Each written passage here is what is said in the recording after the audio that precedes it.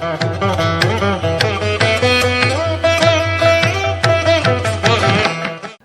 శ్రీరామ్. మనం చూస్తే కనుక దశావతారాల్లో పరశురాముడు అంటే పరశురామ అవతారం ఒకటి. పరశురామ అవతారం తర్వాతే శ్రీరామచంద్రుడు వస్తాడు ఒక రకంగా చెప్పాలంటే.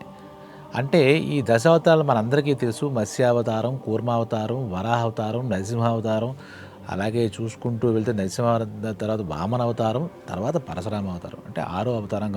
పరశురామ అవతారం తర్వాత రామావతారం, బలరామ అవతారం, తర్వాత ఆఖరిలో మనకు తర్వాత కృష్ణావతారం, కలికావతారం. ఇది ఒక దశావతారాల గురించి. దశ అవతారాలు అంటే విష్ణుమూర్తి సాక్షాత్ త్రిమూర్తుల్లో ఒకరైనటువంటి సృష్టికి పోషకుడైనటువంటి విష్ణుమూర్తి తన అంశతో అవతారాలుగా భూలోకంలో ఒక పర్పస్ఫుల్గా ఉద్భవించి ఆవిర్భవించి ఆ పర్పస్ ప్రకారం ఇక్కడ భూలోకాన్ని ఉద్ధరించిన సందర్భం అన్నమాట ఈ దశావతారాల యొక్క కథ. అది అంటే మానవ రూపంలో ఆ దేవతా స్వరూపం, దైవ స్వరూపమైనటువంటి విష్ణుమూర్తి మానవ రూపంలో, లేకపోతే ఇప్పుడు మత్స్యావతారం అంటే చేప రూపంలో, ఇలా జంతుజాల రూపాల్లో అవతారాలుగా కొన్ని పర్పస్ఫుల్గా వచ్చారన్నమాట.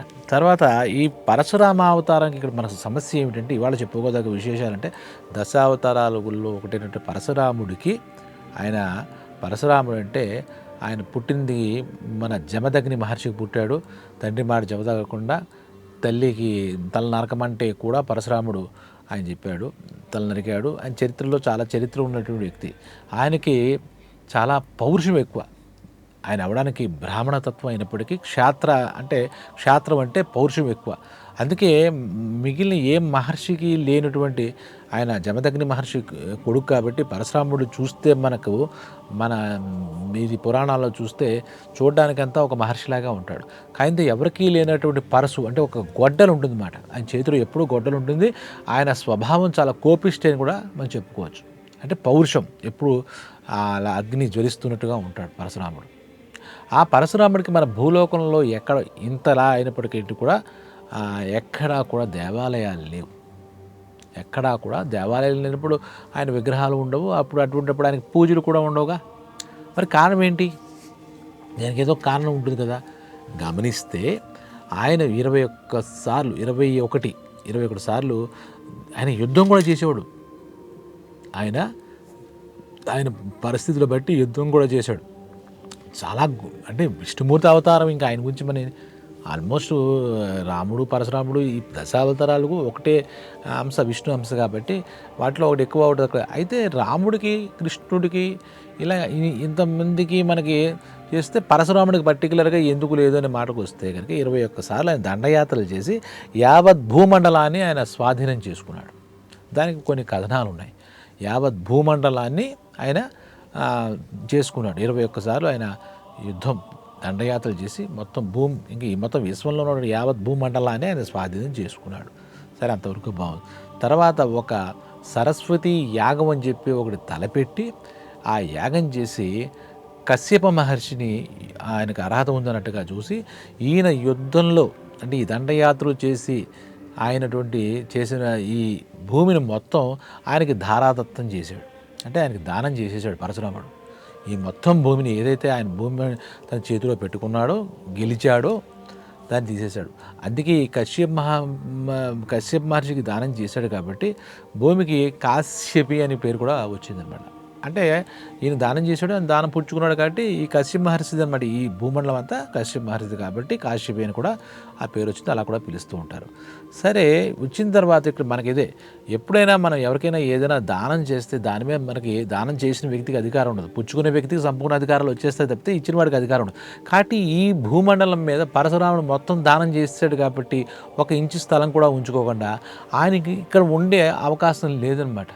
ఈ భూమిని మళ్ళీ ఆయనకు ఒకరోజు అనుభవిస్తానండి, ఈ భూమి మీద ఒకరోజు ఉంటానన్నా కూడా లేదు. దానం యొక్క ధర్మం అందులో వాళ్ళకి సర్వశాస్త్రాలు తెలిసినటువంటి పరశురామ అవతారం కాబట్టి ఆయన ఈ భూమి మీదకి ఉండకూడదని ఆయన నియమం ప్రకారం ఈ భూమిని విడిచి వెళ్ళిపోయాడు ఆయన పరశురాముడు. సరే, అక్కడ తెలిసింది. మరి అవతార పురుషులంతా కూడా తమ అవతారం సమాప్తి అయిన తర్వాత వెళ్ళిపోయారు కదా. కృష్ణుడు వెళ్ళిపోయాడు, రాముడు వెళ్ళిపోయాడు, ఇంకోటి వెళ్ళిపోయాడు కదా. మరి ఈయన వెళ్ళిపోయిన తర్వాతే కదా మానవ రూపంలో వచ్చారు, వాళ్ళు చేయాల్సిన పని చేసి వెళ్ళిపోయారు. అయినప్పటికీ ఇప్పుడు రామచంద్రుడికి మనం పూజలు చేస్తున్నాం, నిత్యం దేవాలయాలు పెడుతున్నాం, విగ్రహాలు పెడుతున్నాం, పూజిస్తున్నాం. అలా మరి ఈయనకి విగ్రహం పెట్టి పూజ చేయొచ్చుగా. ఆయన ఉండకూడదు, మీరు దానం చేశాడు భూమి మీద ఉండకూడదు అని కూడా వెళ్ళిపోయాడు.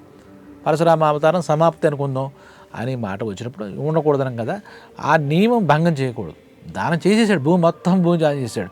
ఇప్పుడు మనం కనుక ఏదైనా దేవాలయం కడితే, సపోజ్ పరశురామ దేవాలయం కట్టితే ఆ పరశురామ విగ్రహాన్ని ప్రతిష్ఠించాలి. ఆ పరశురామ విగ్రహం ఆయన రూపం ఇలా ఉంటుంది కాబట్టి ఆయన రూపురేఖలో ఉంటాయి మన శాస్త్రాలు చెప్తున్నాయి, తయారు చేసి ఒక విగ్రహం పెట్టిన తర్వాత ఏ విగ్రహం పెట్టినా కూడా అక్కడ విగ్రహం ఉండదు, అందులో ప్రాణప్రతిష్ఠ జరుగుతుంది. మంత్రోచ్చారణల మధ్య యంత్రం మంత్రం అన్నిటితో దానిలో శక్తి నిక్షిప్తం చేసి అది మనం చూడడానికి విగ్రహం ఎక్కడ కూడా ఏ గుడిలో చూసినా అది విగ్రహంగా అనుకోకూడదు. ప్రాణప్రతిష్ఠ చేసినంత స్వామి ఆ ప్రాణంతో ఉన్నటువంటి అవతారంగానే మనం భావించాలి. ఎక్కడ ఏ దేవాలయంలో ప్రాణప్రతిష్ఠ చేస్తే ఆయన సాక్షాత్ పరశురాముని దేవాలయం పెట్టి ఆ విగ్రహం పెట్టి ప్రాణప్రతిష్ఠ చేస్తే ఏమవుతుంది, సాక్షాత్ అక్కడ పరశురాముడు ఉన్నట్టే.